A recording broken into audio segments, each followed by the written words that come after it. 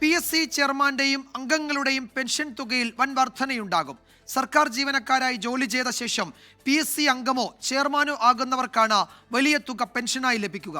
സർക്കാർ ജീവനക്കാരായി ജോലി ചെയ്ത കാലഘട്ടം കൂടി കണക്കാക്കി PSC അംഗങ്ങൾക്ക് പെൻഷൻ നൽകാനാണ് സർക്കാർ ഉത്തരവ്. 24 എക്സ്ക്ലൂസീവ്. നിയമപ്രകാരം സർക്കാർ ജീവനക്കാരനായിരുന്ന ഒരാൾ PSC അംഗമായാൽ അവർ PSC പെൻഷനിലോ സർക്കാർ ജീവനക്കാർക്ക് ലഭിക്കുന്ന പെൻഷനിലോ ഒന്നു മാത്രമേ തിരഞ്ഞെടുക്കാൻ കഴിയൂ. ഇതിൽ മാറ്റം വരുത്തിയാണ് സർക്കാർ ഉത്തരവിറക്കിയത്. ഇനി മുതൽ സർക്കാർ ജീവനക്കാരനായിരുന്ന ഒരാൾ PSC അംഗമായാൽ സർക്കാർ സർവീസ് കാലഘട്ടം കൂടി കണക്കാക്കി പെൻഷൻ നൽകും. ആവശ്യപ്പെടുന്ന എല്ലാവർക്കും ഈ രീതിയിൽ പെൻഷൻ അനുവദിച്ച് നൽകാനാണ് സർക്കാർ ഉത്തരവ്. കഴിഞ്ഞ മന്ത്രിസഭാ യോഗത്തിലാണ് സർക്കാർ തീരുമാനമെടുത്തത്.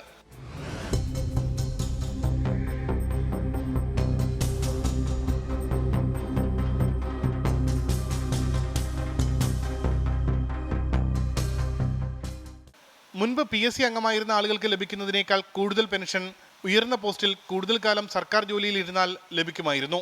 അതിനാൽ PSC അംഗമായാൽ പലരും PSC പെൻഷനു പകരം സർവീസ് പെൻഷൻ തിരഞ്ഞെടുത്തു.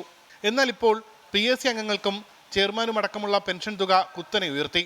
ഇതോടെ മുൻപ് സർവീസ് പെൻഷൻ തിരഞ്ഞെടുത്ത മുൻ PSC അംഗങ്ങളായ P. Jameela, doctor Greeshma Mathew, doctor K. Usha എന്നിവർ സർവീസ് പെൻഷൻ മാറ്റി PSC പെൻഷൻ അനുവദിക്കണമെന്നാവശ്യപ്പെട്ട് കോടതിയെ സമീപിച്ചു.